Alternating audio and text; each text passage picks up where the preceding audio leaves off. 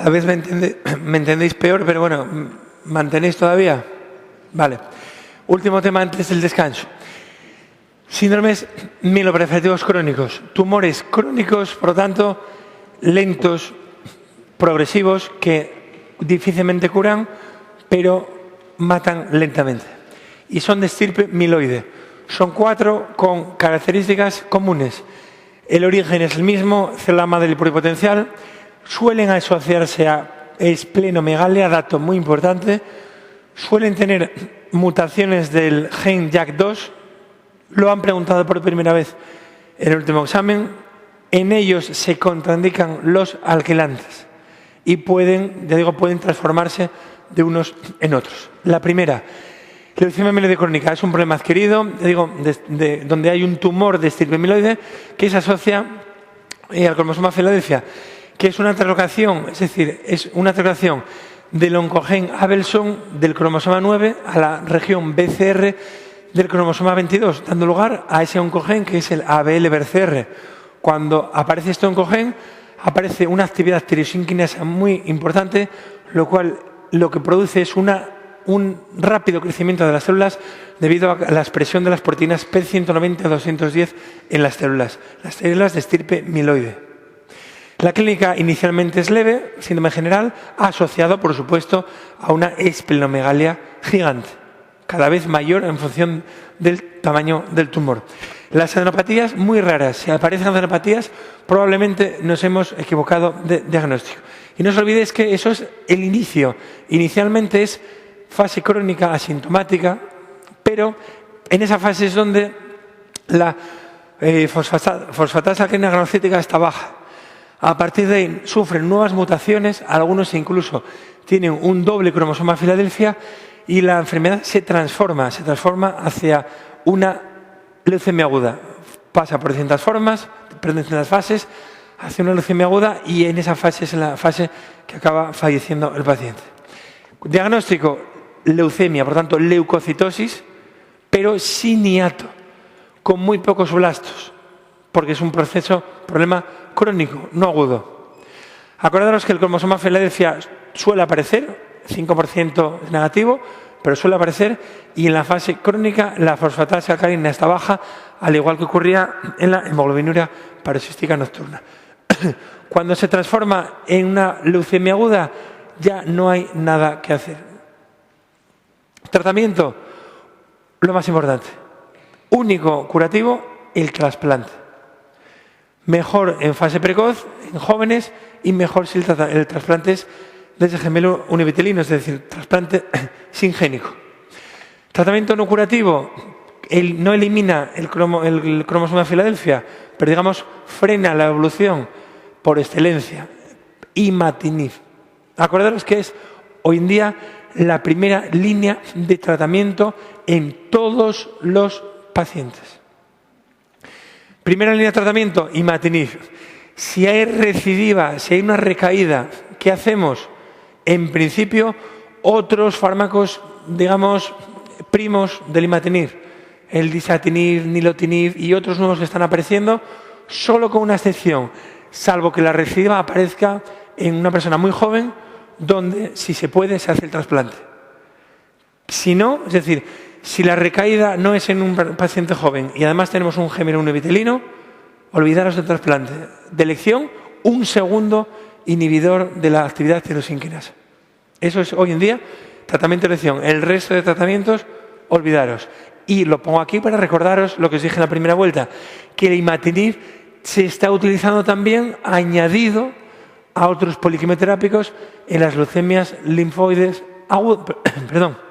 leucemias linfoides, incluso amiloides, y no me importa, es decir, en leucemias agudas que tienen como factor de mal pronóstico esa translocación 922 asociada. Ahí también se está utilizando el imatinib, bueno, por si acaso. De la policitemia vera, muy poquito. Es un tumor parecido a lo anterior, origen el mismo, pero aquí no solo hay policitemia, están aumentadas las 3 series sanguíneas. Está aumentado todo, excepto la eritropoyetina, que está disminuida. No puede estar aumentada, está normal, fases iniciales y luego disminuida. Y hay que demostrar que aumenta eso, la masa globular total. Criterios diagnósticos mayores, el aumento de la serie roja, del hematocrito, y la mutación, esa mutación V617F del gen JAK2, que por primera vez preguntaron en el último examen, y que es un criterio mayor, pero no es patognomónico de la policitemia vera. Los menores, el aumento de las otras líneas celulares, porque ya digo que es un aumento de las 3 líneas celulares, demostrar que la EPO no está aumentada, puede ser normal, fases iniciales, bueno, y demostrar que es un tumor. Aparte de esto, no es suficiente. Tengo que demostrar que está aumentada la masa celular y que no está disminuido el volumen plasmático para descartar las poliglobulias secundarias. Las reactivas.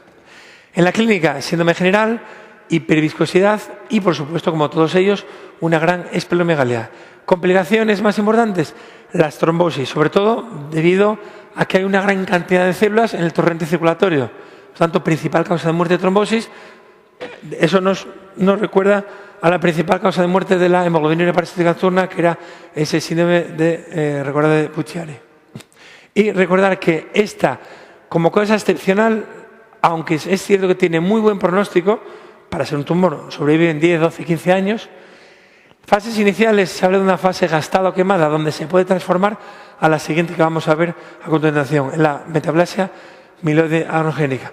El tratamiento de elección, sangrías. Si queréis recordar algún tratamiento asociado a sangrías, quizá la hidroxurea, pero es difícil que os pregunten esto, porque ya digo, también depende de la edad, se dan unos u otras. Yo me quedaría con tratamiento de elección, las sangrías. Me quedaría con tratamiento también recordar que son mieloproliferativos crónicos y, por lo tanto, se contraindican todos los fármacos alquilantes. Acordaros como, por ejemplo, el clorambucil. Y que, bueno, dentro de que la causa más frecuente de muerte son las trombosis, pues bueno, no estaría de más también administrar antiagregantes. Es decir, un poco eso con sentido común. Diagnóstico diferencial con todas las poliglobulias secundarias, que son muchas, pero no hay que sabérselas. Si son secundarias, lo que nos dicen siempre es que la EPO está aumentada. Por lo tanto, ya sabemos que es secundaria, a alguna de ellas, a la que os dé. Y también a las relativas, donde lo que ocurre es un descenso de la volemia. Respecto a la metaplasia mieloide anogénica, es muy poquito lo que hay que saber, es entender la enfermedad. Forma parte de los mieloproliferativos crónicos. Y aquí consiste una fibrosis progresiva en la médula ósea muy llamativa, de forma que las células madre, para seguir funcionando, emigran, se van de la médula ósea. ¿A dónde? Al bazo, al hígado, y por lo tanto primero cursan con una pancitopenia, causa de pancitopenia, y además pensar que cursan con una esplenomegalia y una hepatomegalia muy importante. Tan importante como que es la causa más importante de esplenomegalia que conocemos. Es la que produce una esplenomegalia masiva, mucho más que cualquier otra enfermedad que ya habéis visto en cualquier otra asignatura. Eso también lo han preguntado. ¿Qué ocurre? Que estamos ante una fase de fibrosis medular. ¿Qué nos recuerda eso? A lo que ya conocemos. Si se fibrosa la médula, es lógico que nos hablen de datos de reacción leucoritoblástica. Es decir, esos hematíes en forma de dacrocitos, preguntado el último año, dacrocitos, es decir, una leucocitosis izquierda con salida de blastos aislados con esos dacrocitos.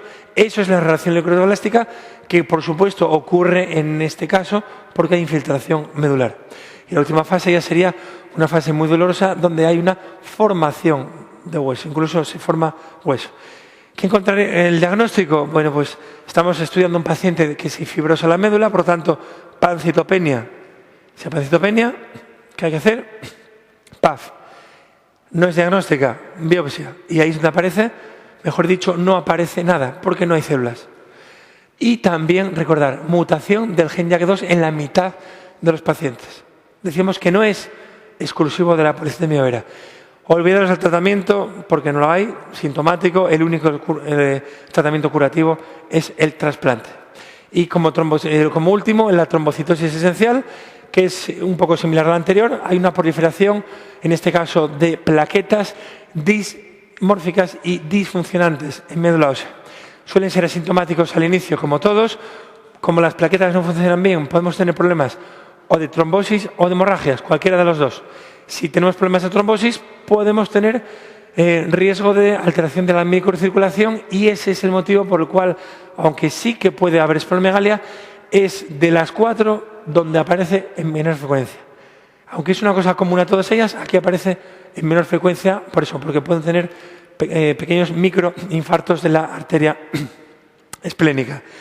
No hay criterios diagnósticos definitivos, se trata de descartar los anteriores y, nuevamente, mutación del gen JAK2 en la mitad de los pacientes. Por lo tanto, de los 4, salvo la leucemia amiloide crónica, en los otros 3 pueden aparecer las mutaciones del gen JAK2. No hay tratamiento específico. El tratamiento decíamos que es el mismo de la policitemia vera, exactamente el mismo, donde quitamos las sangrías. El resto es exactamente igual. Y también se parece a la policitemia vera en que hay que hacer diagnóstico diferencial con otras causas, en este caso de trombocitosis.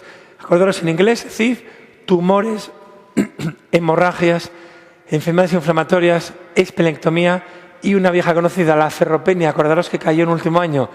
La anemia ferropénica, una de las cosas que produce es aumento de las plaquetas, trombocitosis reactiva. ¿De acuerdo?